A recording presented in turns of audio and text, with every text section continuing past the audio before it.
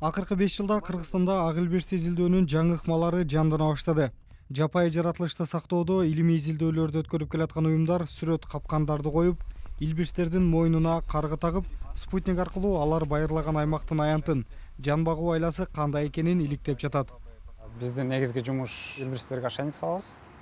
Жүргөн жерин, канча бийиктикте жеп аткан жандыктарын, эмне жандыктар жеп атат, анан бири-бири менен взаимосвязь. Ак илбирстерге аңчылык кылгандарга салынган айыппул 1,5 миллион сомго чейин көбөйтүлдү. Бул маалыматтар бүгүн Бишкекте башталган эл аралык форумда айтылды.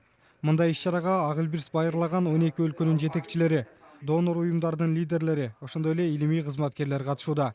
96-жылы биринчи жолу ошо тоолорго барганда изилдегенде илбирсти бир айдын ичинде издеп жүрүп, бир эле изди көргөм. Эгерде саны көбөйбөсө, биз издерди көрбөйт элек азыр. Кадыр өзүн да көрүп жүрөсүң, изин да көрүп жүрөсүң.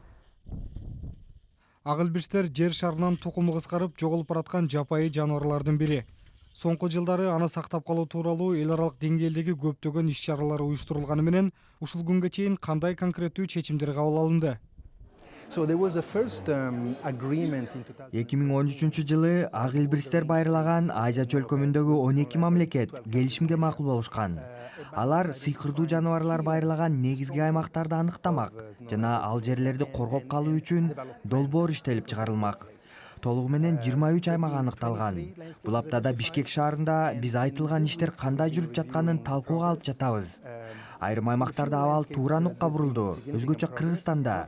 Бирок алдыда деле көп иштер бар. Дүйнөдөгү 12 өлкөнү ак илбирс байырлайт. Алардын саны жер шарында 4000ден 6000ге чейин эле калды. Жаратылышты коргоочулар ак илбирстерди жаңыча иликтөө иштери алардын санын көбөйтүүгө оң таасирин тийгизет дешүүдө. Руфат Эргешов, BBC, Бишкек.